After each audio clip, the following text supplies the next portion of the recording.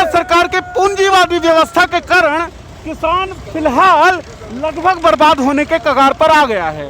3 ऐसे काले कृषि कानून पास किए गए हैं जो किसानी का निगमीकरण कर देंगे, जो किसानों को बड़े चंद पूंजीपतियों के हाथ के सुपुर्द कर देंगे। 2 महीने से अधिक हो गया जब दिल्ली की सीमाओं पर यह आंदोलन चल रहा है। क्या उत्तर प्रदेश, क्या पंजाब, क्या महाराष्ट्र, क्या हरियाणा, क्या कर्नाटका, क्या तमिलनाडु, क्या केरला, लगभग हर राज्य से किसान संगठन, किसान आंदोलनकारी, युवा, महिलाएं, बुजुर्ग, बच्चे, सभी लोग इस आंदोलन में शामिल हुए हैं। सभी लोगों का कहना केवल एक है कि मोदी जी, प्रधानमंत्री जी, सरकार, ये जो देश है ये संविधान के साथ चलता है। ये जो देश है ये संविधान के अनुसार चलता है और ये संविधान के अनुसार ही चलेगा। हमारा देश पूंजीवादी देश नहीं है, इसीलिए कृषि जो हमारे देश की रीढ़ है उसका निगमीकरण नहीं किया जाना चाहिए। पूंजीवाद की आपकी तुच्छ राजनीति के कारण, पूंजीवाद की आपकी विचारधारा के कारण देश की रीढ़ को आप नहीं तोड़ सकते। इन काले कानूनों को वापस लिया जाए।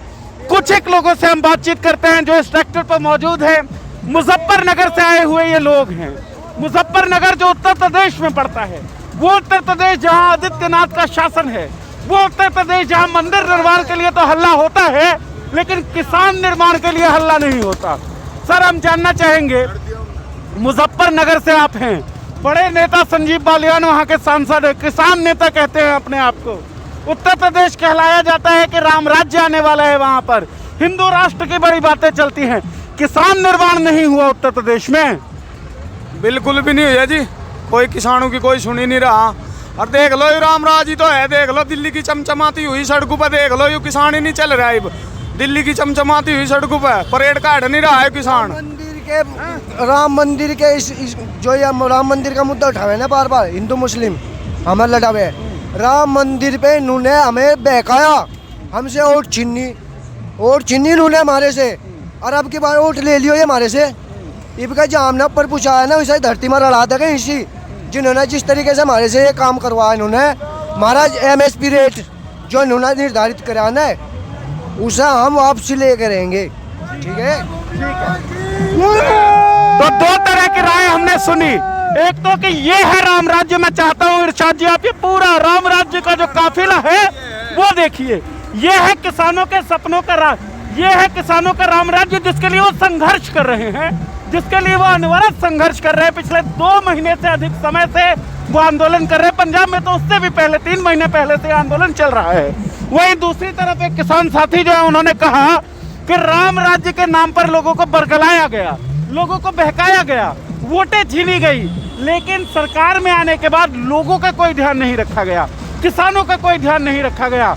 और इस बार जो है सो वोट की चोट से ये लोग जवाब देने को तैयार हैं। सर, आपसे एक सवाल पूछना चाहेंगे हम कि इतने दिनों बाद क्यों जागे आप? एकदम से पता पड़ा आपको कि सरकार किसान विरोधी हो गई है? एकदम सरकार ने तो एक दिन में ऐसा वो झटका दे दिया। हम अब तक का बीजेपी के साथ में थे, पर ऐसा नहीं था बीजेपी हमारे साथ में, किसानों के साथ में ऐसा करेगी कि युवा नेता लाए थे पर किसी ने कोई सफलता नहीं दी, कुछ नहीं दी। ये किसानों को नीचे तारने का, यानी कि किसानों बिल्कुल खत्म कर दिया इन्होंने। आज ये राम और गन्ने का परमिट क्या दे रहे? गन्ने का परमिट क्या है? मायावती राज में गन्ने का परमिट बढ़ा था, अब तक का कोई परमिट नहीं बढ़ा बीजेपी में। ठीक है। तमाम तरह की दिक्कतें हैं आप लोगों की, जो सरकार ने आप लोगों का ख्याल नहीं रखा। क्या कहना चाहते हैं? एक मैसेज मैं कहूंगा, सरकार को क्या कहना चाहते हैं? ये इतना बड़ा जो ट्रैक्टर परेड है ये तो सरकार को ही कहा जा रहा है, लेकिन फिर भी आपके शब्दों में मैं जानना चाहता हूँ क्या कहना चाहते हैं सरकार में? रामराज ये नहीं है, रामराज ये है, रामराज ये है। नहीं चलने की, नहीं बोलता ना शाही नहीं चलने की। हिंदुस्तान देश है ये, न तानाशाही चलने देंगे हम। जिसे सर पे बैठाना है उसे धरती में तारेंगे हम। अब की बार भारत में रामराज है, ये है रामराज। ये जो अन्न सबको किसानों को सवे खाने के लिए दे रहा, ये है रामराज। धरती में मिलाने की सोच रही है।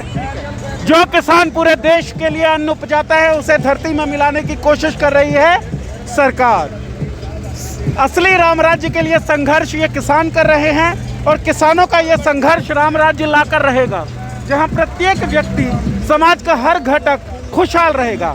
साथ ही इनका कहना यह भी है कि ये भारत की धरती है जो संविधान से चलती है, लोकतांत्रिक मूल्यों से चलती है और भारत की इस धरती पर तानाशाही प्रवृत्ति ना कभी चली है ना कभी चलेगी। और अगर कोई तानाशाही प्रवृत्ति यहाँ पर हावी होने की कोशिश करती है तो लोग उसे माकूल जवाब देने के लिए तैयार हैं। ट्रैक्टर परेड से मैं नीरज झा, मॉलिटिक्स के लिए। अब देखते रहिए मॉलिटिक्स।